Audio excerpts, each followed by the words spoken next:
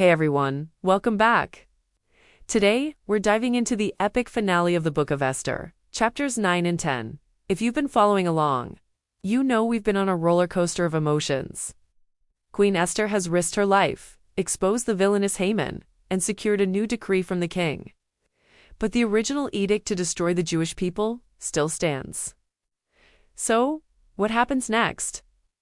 Let's find out. Chapter 9 kicks off on the very day.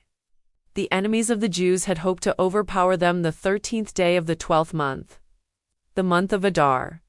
But, in one of the greatest turnarounds in history, the tables were completely flipped. Instead of being victims, the Jewish people gained the upper hand over their foes. Throughout all the provinces of King Ahasuerus, they gathered together to defend themselves. Fear of the Jews had fallen on all the surrounding peoples, and no one could stand against them.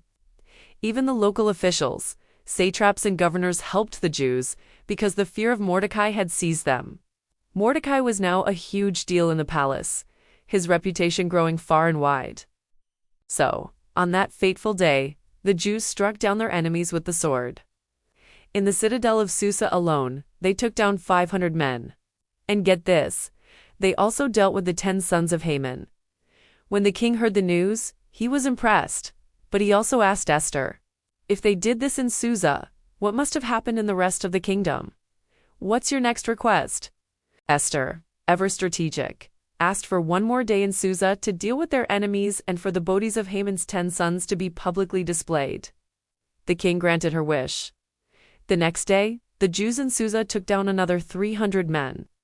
Across the rest of the empire, 75,000 of their enemies fell. Now, here's a crucial detail that's repeated several times. In all of this, the Jews did not lay a hand on the plunder.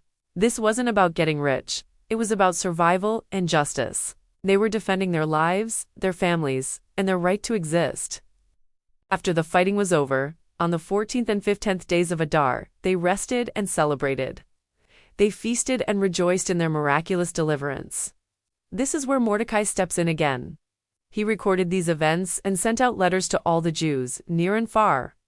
He established that they should celebrate the 14th and 15th days of Adar every single year.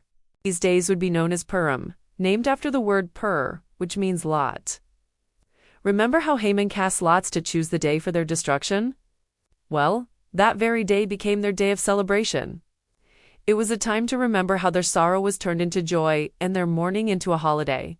It became a tradition of feasting, sending gifts of food to one another and giving presents to the poor. And that brings us to the very short but significant chapter 10. It wraps things up by telling us about the greatness of King Ahasuerus and, more importantly, about Mordecai. Mordecai the Jew became second in command to the king. He was a great man among his people, highly respected and beloved by all. Why? Because he worked for the good of his people and spoke up for the welfare of all the Jews. What a powerful ending. The story of Esther isn't just a historical account. It's a timeless reminder of courage, faith, and divine providence. It shows how one person's bravery can change the course of history, and how even in the darkest times, hope can triumph. The festival of Purim continues to be celebrated today, a vibrant testimony to this incredible story of survival and victory.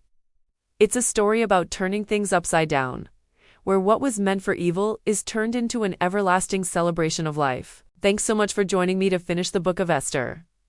I hope this series has been as inspiring for you as it has been for me. If you enjoyed it, please give this video a thumbs up and subscribe for more content. Until next time, take care.